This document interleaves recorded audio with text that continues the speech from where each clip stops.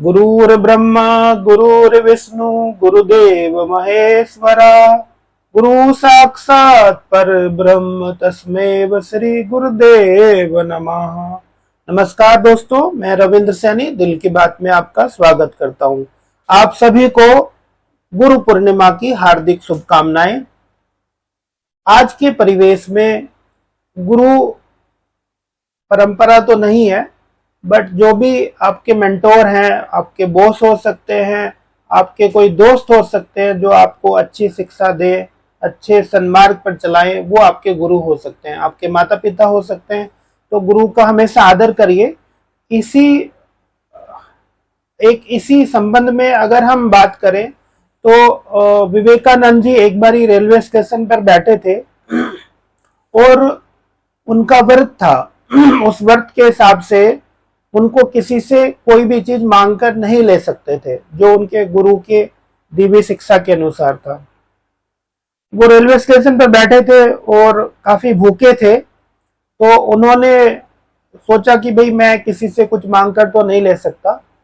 तो उन्होंने अपने गुरु का ध्यान किया और उस शहर के एक सेठ के सपने में भगवान खुद आए और बोले कि स्टेशन पर विवेकानंद जी बैठे हैं, आप उनको जाकर खाना खिलाइए। सेठ उठा, लेकिन फिर सो गया कि अचानक हो सकता है कि मेरे सपने में ऐसे आ गया हो। लेकिन फिर भगवान आए और उसको जोर से डांटा कि अगर तुम ये नहीं करोगे तो मैं तुम्हारी सारी संपत्ति का नाश कर दूंगा। तो सेठ बड़ा घबराया, उठा और रेलवे स्टेशन पर बड़ा खाना वाना अच्छे से थाली वाली सजा के लेके गया। वहां पे जाके देखा स्टेशन पर एक व्यक्ति बैठे हुए थे। उन्होंने पूछा, आपका विवेकानंद जी नाम है क्या? उन्होंने कहा हाँ। तो उन्होंने कहा, भगवान मेरे सपने में आए थे और ये खाना प्लीज आप खाइए और आप इसको ग्रहण करें। तो विवेकानंद जी ने सोचा कि भाई मैंने तो भगवान को ध्यान ही नहीं किया था, भगवान से ऐसा कुछ मांगा ही नहीं था, तो फिर भगवान इनके सपने में कैसे आ गए? तो मैंने तो गुरु का ध्यान किया था अपने श्री परमहंस जी का। तो गुरु की महिमा इतनी है कि गुरु का मतलब डायरेक्ट कनेक्शन प्रभु से है और प्रभु जाके उस सेठ के सपने में आए ताकि वो खाना लेके आए। तो ये गुरु की महिमा है। तो गुरु कोई भी हो सकते हैं। आज के परिवेश में आपसे उनसे जो भी आपको मिला है, और मैं जिस भी व्यक्ति से मैंने जीवन में कुछ सीखा है, मैं उसको गुरु मानकर आपको प्रणाम करता हूं और आपको गुरु पूर्णिमा की हार्दिक बधाई देता हूं। इसके अलावा एक हम गुरु शिष्य संबंध के बारे में एक स्टोरी आपको सुनाते हैं, जिससे हम उम्मीद करते हैं कि आपको कुछ सीखने को मिलेगा। तो अगर आप इस हमारी स्टोरी से, हमारे इस संवाद से कुछ सीख रहे हैं, वो आपको अच्छा लग रहा है, तो आप हमारे चैनल को सब्सक्राइब करें और हमारे वीडियो को लाइक करें, ताकि हम ये जान सकें कि ये आपके जीवन में कुछ नया लेकर आ रहा है और आप इसे लाइक कर रहे हैं। तो एक व्यक्ति था जो कि अचानक एयरपोर्ट पर उसको एक महिला मिली और उन्होंने उसके चरण छूकर उनको अपना परिचय दिया।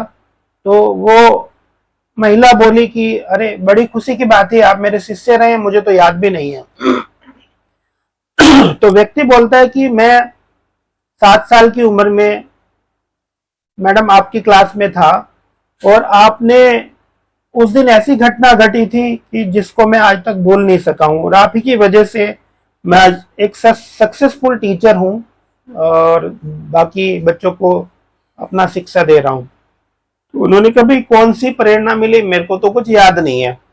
तो उन्होंने बोला कि एक दिन क्लास में एक बच्चे ने अपनी कीमती घड़ी खो जाने की कंप्लेन आपसे की थी और आपने रूम का जो क्लासरूम है उसका दरवाजा बंद किया और सबको बोला कि आप पीछे लाइन में सब खड़े हो जाइए, और सबको आपने आंखें बंद करने का आदेश दिया।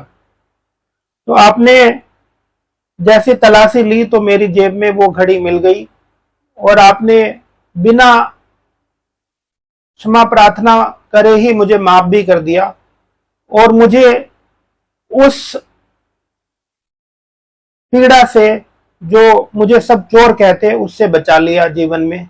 वो गलती मुझसे हुई थी, लेकिन वो गलती का एहसास मुझे हुआ और मैंने ये देखा कि आपने ना केवल मुझे जो बाकी स्टूडेंट्स थे उनकी नजरों में चोर होने से बचाया, बल्कि आपने मुझे कभी ये एहसास भी नहीं होने दिया कि मैं वो चोर हूं, मैंने वो घड़ी चुराई थी।